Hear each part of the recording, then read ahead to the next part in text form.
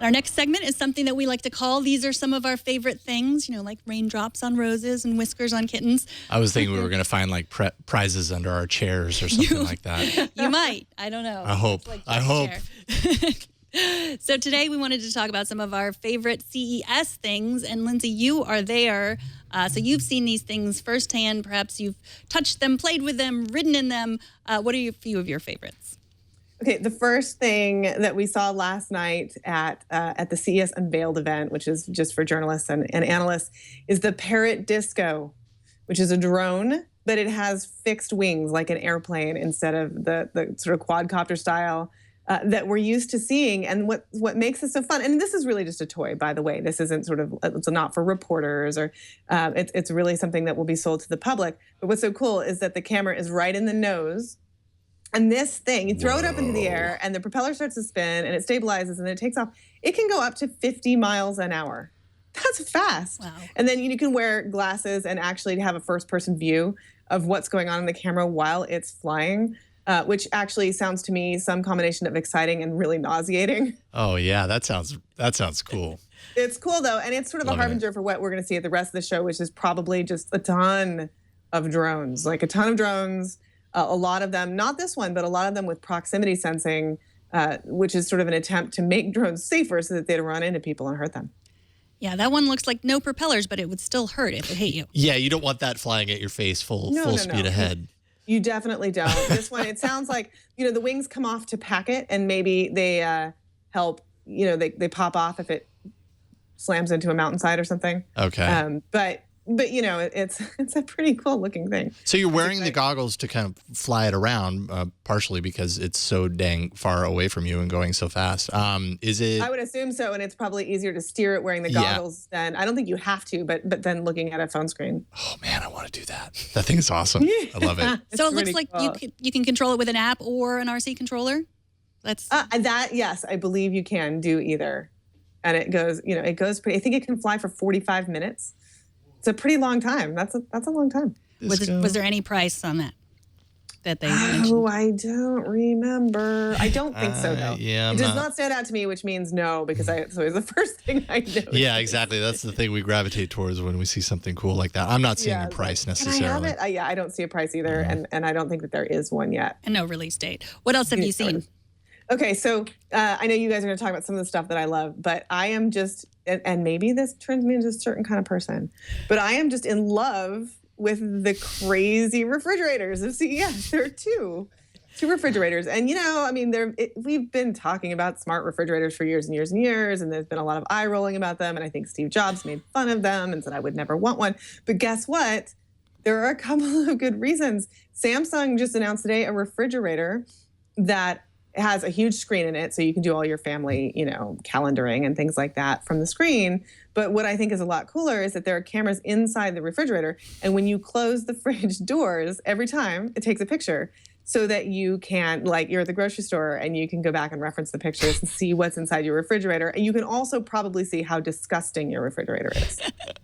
You can see that the ketchup bottle is 3/4 empty, and I guess I got to pick one of those up because my applesauce is totally molded. Right? Yes. Gross. I really should clean my I'll be throwing that out. It's definitely expired, but it's a really cool idea that I think I would actually use. And then LG took a completely different approach to the crazy high-tech refrigerator. This is from their new signature line. This LG fridge has a door that is, I think it's OLED powered, and it's solid until you walk up to it and sensor that and signal that you want to see what's inside, and then it becomes clear and you can see what's inside your fridge. So it acts like a window. It repaints, and that's super cool. And then also you can gesture with your feet, kind of like one of the tailgate sensors and like a Ford where the hatchback opens. You can actually swipe your feet across the bottom and the doors will open automatically if your hands are full. So just a bunch of stuff for lazy people. Yes. Well, yes. Well, I mean, we're all there. We all would appreciate this. I don't know. I saw the pictures of the smart fridge yesterday, and I immediately wanted one, but then I felt ashamed of wanting one. There's a lot. It's just a complicated issue. I know. And then, are we ever going to get it? Do we need it? How much is it going to cost? There's all those questions. I think that there's a lot behind the CES smart fridge. It's not just a fridge. It's just really like a social issue. Where do you fall? Yes, pro smart fridge or anti-smart fridge. Well, let me ask you this, Megan. How do you feel about the car doors that open like the minivan doors that open without your hands? I love them. Well, there you go. Okay. Okay, good. You got me like right to where have I one. Okay. So, I was thinking a lot about this, and I just wondered. I'm really glad because you know a lot about technology. You are a tech expert, and so what I was thinking when I was thinking about this smart fridge, I probably spent too much time thinking about the smart fridge. I was like, are they aiming this at women who don't know a lot about technology and just think this is going to work the way it's supposed to work, and we're going to pay $3,800 for it or however much it costs, and that is that, but I trust you, and if you're excited about it, and you pointed out things that I didn't understand, like, okay, well, you can see what's in your fridge. Well, great, you could also open the door and see, but you said you're at the grocery store. That's one you too can many see. Steps, you say. But no, you're at the grocery store, and then you see what's in your fridge. That is important. Well, and the seeing what's inside the fridge when it's still closed is actually an energy saving thing, right? The reason I love that, and I'll be quite honest, is because my kids are at that age where I am having this conversation with my husband at home where we're like, wait a minute, are these things actually coming out of our mouths? Like, oh my God, close the refrigerator door. Don't just stand there. I mean, it happens every day. Yeah. Right? If you can actually just look at what's in the fridge, it'd be kind of useful. Now, to be clear, I am not suggesting that you go out and buy this refrigerator this year, but I am excited to see this technology come along because I think it won't be very long. It'll be a couple of years until it becomes pretty, much more accessible. Okay. Well, did you have any other favorites, or was that? Well, there's a lot on this list, and I see that you have some cool ones, so let's talk about that. Okay. Well, my favorite thing was the Faraday Future announcement. Now, this is a smart car. I like this electric car company. They're very mysterious. They're like a Tesla competitor. We haven't heard much from them now.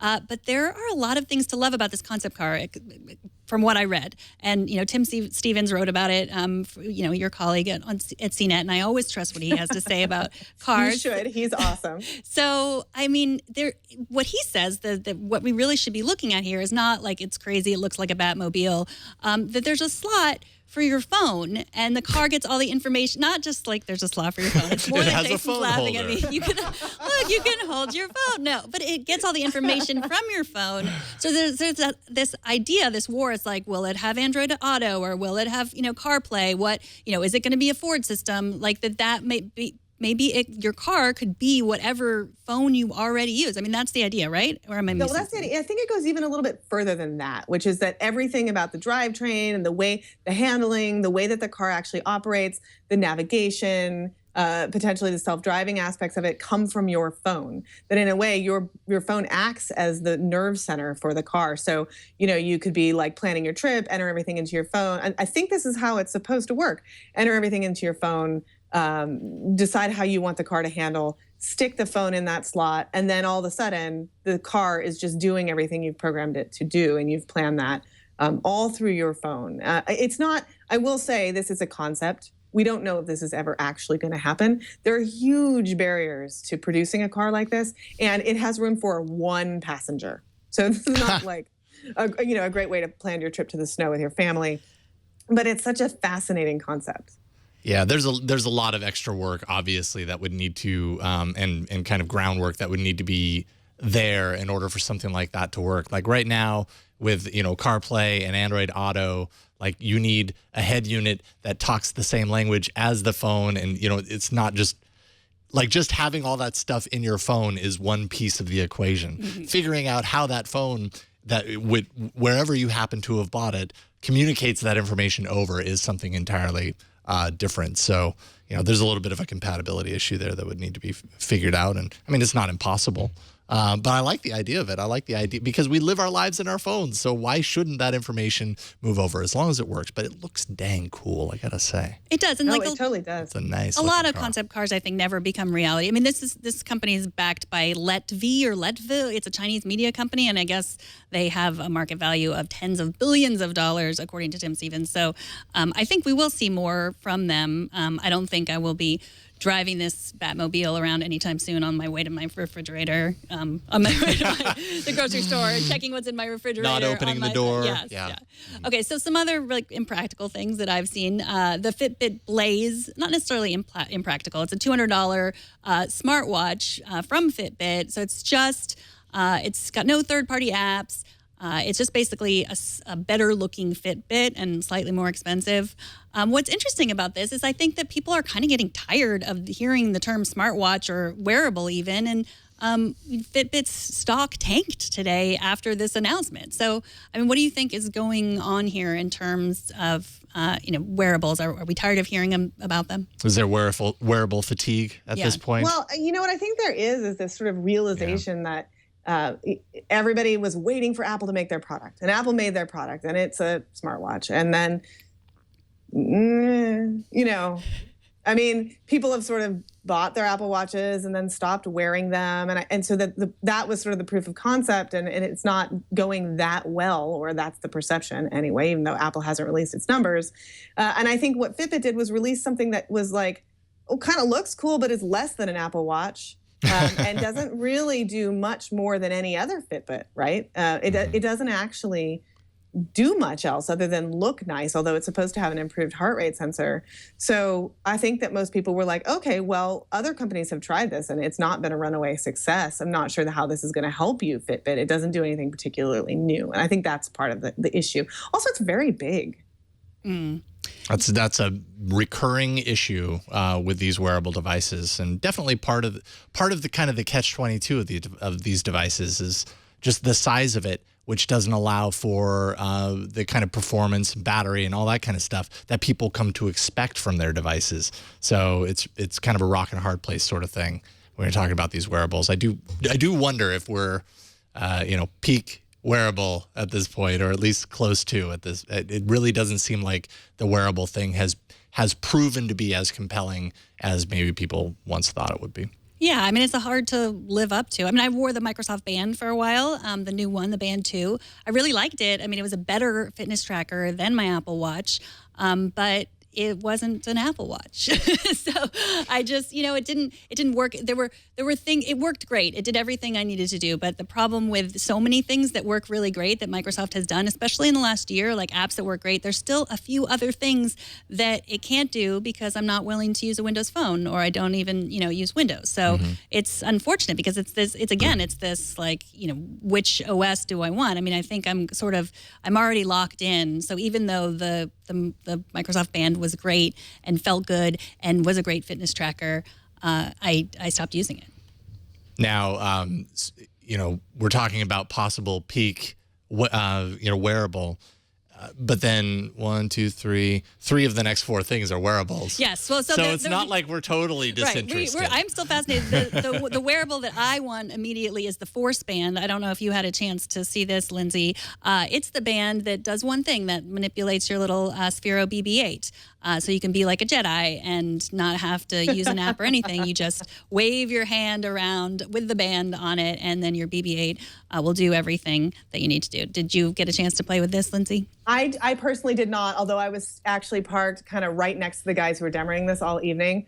And so I got to see a lot of people waving their hands around and having fun.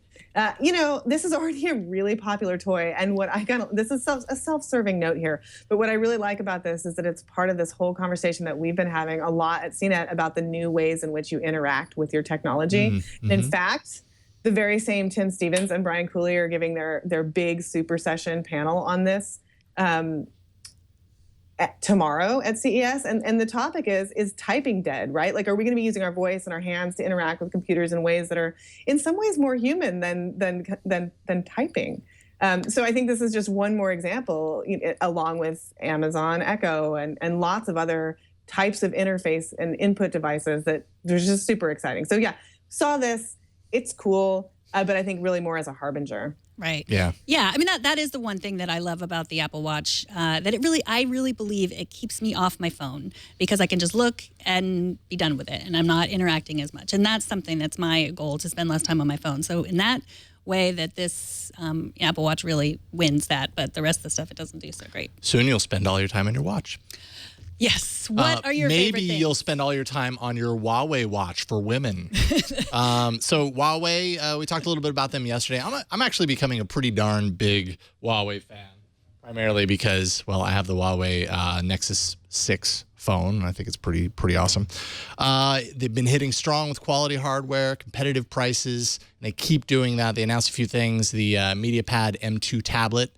They also have the Mate 8, which is their phone, really nice design, super low price, gets a worldwide release. But the ladies should be the ones celebrating here, because the Huawei Watch, which was my favorite Android wearable of last year, gets not one but two women's editions. The Elegant has a 1.4-inch AMOLED display, a rose goldish design, leather straps. That's the one on the left there.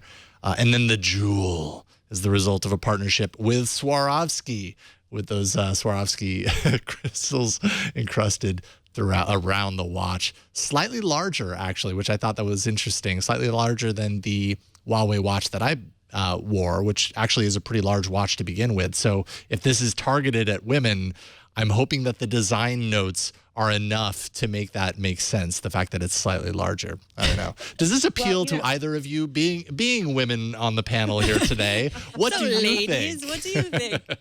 I will start by saying no. Okay.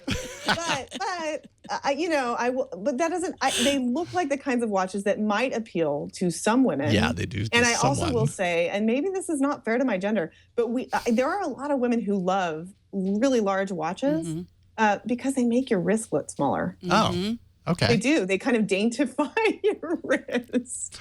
And these aren't hideous. I'm just not a big watch person when it comes down to it, and Yeah.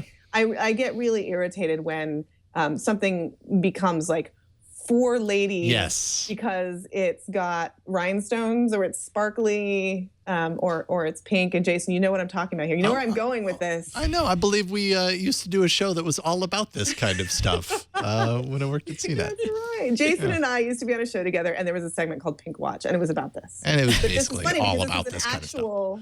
Yes. actual pink watch. I know. I just feel honored to finally get a pink watch after this many years. Okay, so maybe not that appealing. Maybe the Huawei watch for women is not that appealing, although it is fun to say. To me. Yeah. No, I understand. I mean, by looking at it, I certainly did not assume that this is like, oh, because it has crystals, all women are going to love and want to wear this watch. It's going, yeah.